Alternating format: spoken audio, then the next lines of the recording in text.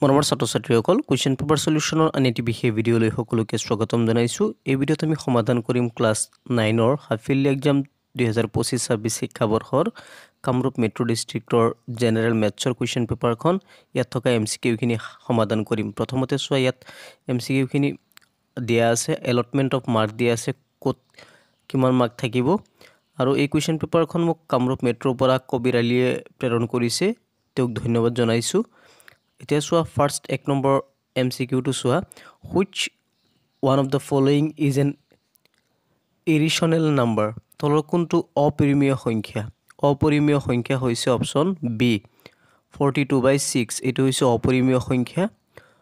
Number 2 হৈছে যদি x এটা ধনাত্মক বাস্তৱ সংখ্যা x² 2 হয় তেন্তে x3 ৰ মান কিমান হ'ব? শুদ্ধ উত্তৰটো হৈছে অপচন সি। অপশন সি টু শুদ্ধ। আগবাঢ়িছো কুৱেশ্যন নম্বৰ 3 লৈ। এটা বস্তুৰ বিক্ৰী মূল্য 1800 টকা, বিক্ৰী কৰি লাভ পালে 300 টকা, লাভৰ শতকৰা হাৰ কিমান? শতকৰা হাৰ হৈছে 20%, 3 ডি। আগবাঢ়িছো কুৱেশ্যন নম্বৰ 4 লৈ। কুৱেশ্যন নম্বৰ 4ত আছে তলত কোনটো সত্য? প্ৰতিটো পৰিমেয় সংখ্যা এটা স্বাভাৱিক সংখ্যা, প্ৰতিটো পৰিমেয় সংখ্যা এটা অখণ্ড সংখ্যা, প্ৰতিটো পৰিমেয় সংখ্যা এটা পূৰ্ণ সংখ্যা, প্ৰতিটো পৰিমেয় সংখ্যা এটা বাস্তৱ সংখ্যা, অৰ্থাৎ প্ৰতিটো পৰিমেয় সংখ্যা এটা বাস্তৱ সংখ্যা। ডি নম্বৰটো শুদ্ধ। তাৰপিছত কুৱেশ্যন নম্বৰ 5 চোৱা, ইয়াত যোনটো সমীকৰণ দিয়া আছে এইটো শুদ্ধ উত্তৰটো হ'ব কি? হোৱাট ইকুৱেল টু হোৱাট বুলি দিছে। 5ৰ শুদ্ধ উত্তৰটো হৈছে অপচন এ স্কয়াৰ মাইনাছ বি। 6 নম্বৰ চোৱা, যদি x + y + z = 0 হয় তেন্তে x³ + y³ + z³ = what? 6ৰ শুদ্ধ উত্তৰটো হৈছে অপচন সি 3xyz।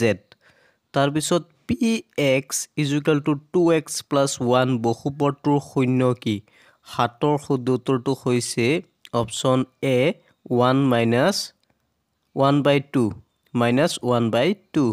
8 নম্বৰলৈ আগবাঢ়িছো, যদি pxy বিন্দুটো তৃতীয় চুকত থাকে তেন্তে x আৰু y ৰ বাবে তলৰ কোনটো সত্য?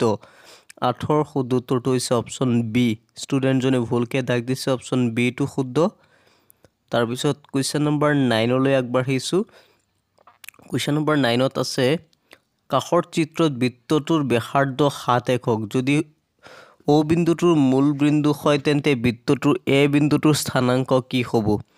9ৰ শুদ্ধ উত্তৰটো হৈছে অপচন বি। অপচন বি চোৱা 0.7। তাৰপিছত 10 নম্বৰলৈ আগবাঢ়িছো, x = 9 আৰু y = -2 সিদ্ধ কৰা কিমান ৰৈখিক সমীকৰণ পোৱা যায়? 10ৰ শুদ্ধ উত্তৰটো হৈছে অপচন ডি অসংখ্য। 11 নম্বৰলৈ আগবাঢ়িছো, তলৰ কোন কেইটাৰ যোগ অনুসৰি ঊৰ্ধ্বক্ৰমত সজোৱা? ঊৰ্ধ্বক্ৰমত সজালে আমাৰ এনেদৰে সজাব লাগিব। 11ৰ শুদ্ধ উত্তৰটো হ'বগৈ অপচন বি অৰ্থাৎ QRSP। এইটো ক্ৰম অনুসাৰে হে শুদ্ধ হ'ব। আগবাঢ়িছো কুৱেশ্যন নম্বৰ 12লৈ। তলৰ কোনটো ত্ৰিভুজৰ সৰ্বসমতাৰ চৰ্ত নহয়? চি নম্বৰটো চোৱা, SSS বাহু ত্ৰিভুজৰ সৰ্বসমতাৰ চৰ্ত নহয়। নম্বৰ 13 দুটা সম্পূৰক কোণৰ এটা যদি সূক্ষ্ম কোণ হয় তেন্তে আনটো কোণৰ মাপ কিমান হ'ব? 13ৰ শুদ্ধ উত্তৰটো হৈছে অপচন চি 120 ডিগ্ৰী। তাৰপিছত what is the value of 17 square plus into 17 - 5? এইটোৰ মান কিমান হ'ব? 14 নম্বৰৰ শুদ্ধ উত্তৰটো হ'বগৈ অপচন ডি নম্বৰটো শুদ্ধ। 15 নম্বৰ -53 বিন্দু y কক্ষৰ পৰা কিমান দূৰত্বত আছে? y কক্ষৰ পৰা 5 ইউনিট দূৰত্বত আছে। তাৰপিছত আগবাঢ়িছো কুৱেশ্যন নম্বৰ 16, 2/25ৰ দশমিকৰ বিস্তৃতি কিমান হ'ব? দশমিকৰ বিস্তৃতি হ'ব 0.08 অৰ্থাৎ অপচন বি। 17 নম্বৰ যদি x = y, y = 1 সমীকৰণ 2x + 3y = k ৰ এটা সমাধান হয় তেন্তে k ৰ মান কিমান হ'ব? তো k ৰ মান হ'ব 7 অৰ্থাৎ বি নম্বৰটো শুদ্ধ। x অক্ষ সাপেক্ষে 37 বিন্দুটোৰ প্ৰতিবিম্বৰ স্থানাংক কি হ'ব স্থানাংক হ'ব 3 - 7 অপশ্যন বি 19 নম্বৰ চোৱা 19 নম্বৰত আছে যদি ত্ৰিভুজ ABC angle A = angle B plus angle C হয় তেন্তে ত্ৰিভুজ ABC ৰ প্ৰকাৰৰ কোনটো প্ৰকাৰৰ ত্ৰিভুজ হ'ব ত্ৰিভুজটো হ'ব সমকোণী ত্ৰিভুজ কি সমকোণী ত্ৰিভুজ অপশ্যন বি টো শুদ্ধ আগবাঢ়িছো কুৱেশ্যন নম্বৰ 21 লৈ ত্ৰিভুজটো হ'বগৈ 180 ডিগ্ৰী তাৰপিছত 21 নম্বৰলৈ আগবাঢ়িছো 20ৰ হ'বগৈ C 20ৰ C 50 ডিগ্ৰী মনত ৰাখিবা 20ৰ C নম্বৰটো আনসাৰ 21 নম্বৰটো চোৱা যদি x² = 0.4 হয় তেন্তে x কি শুদ্ধটো হৈছে অপশ্যন ডি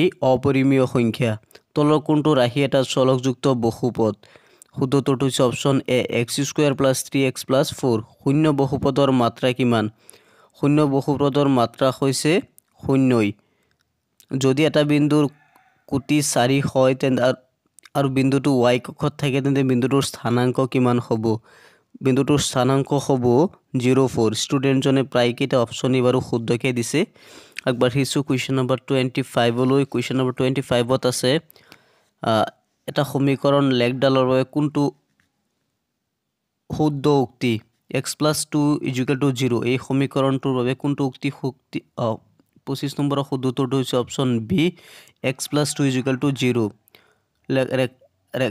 লেগডাল y অক্ষৰ সমান্তৰাল 26 নম্বৰলৈ আগবাঢ়িছো 26 নম্বৰ হৈছে ত্ৰিভুজ ABC আৰু সমকোণী সমদ্বিবাহু ত্ৰিভুজ এংগল A এটা সমকোণ এংগল B আৰু এংগল C যোগ কিমান হ'ব তো 26ৰ শুদ্ধটো হ'বগৈ অপশ্যন ডি 45 ডিগ্ৰী 27 লৈ আগবাঢ়িছো 27ত আছে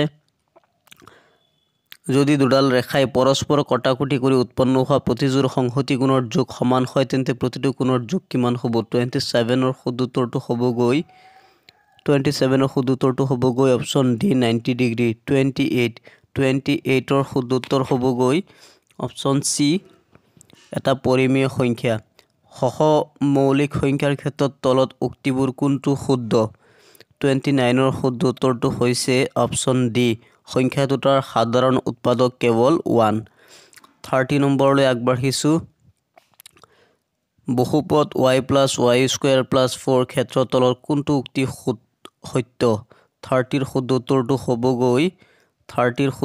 হ'বগৈ অপশ্যন এ এইটো এটা দ্বিঘাত ত্ৰিপদ ৰাশি 31 লৈ আগবাঢ়িছো 31ত এটা এছাৰচন আছে আৰু এটা ৰিজন আছে তো 31ৰ শুদ্ধটো হ'বগৈ অপশ্যন এ টো শুদ্ধ 31ৰ অপশ্যন এ টো শুদ্ধ তাৰপিছত 32ৰ শুদ্ধটো হ'বগৈ অপশ্যন বি মানে এই বি মানে কোনটো দাবী এ আৰু কাৰণ আৰু উভয় সত্য কিন্তু কাৰণ আৰু দাবীৰ শুদ্ধ ব্যাখ্যা নহয় তাৰপিছত 33 লৈ আগবাঢ়িছো 33ত আছে আকৌ ইয়াত দুটা এটা এছাৰচন আৰু এটা ৰিজন দিছে তো 33ৰ শুদ্ধটো হ'বগৈ অপশ্যন ডি তোমালোকে বাৰু কুৱেশ্যনত চাই লোৱা 34ৰ শুদ্ধটো হ'বগৈ অপশ্যন এ তাৰপিছত 35ৰ শুদ্ধটো হ'বগৈ অপশ্যন এ ইয়াত তোমালোকে অপশ্যনবোৰ দেখাই পাইছা সেই অপশ্যন এ গতিকে এইখিনি আছিল বাৰু MCQ মোৰ তাত এইখিনি MCQ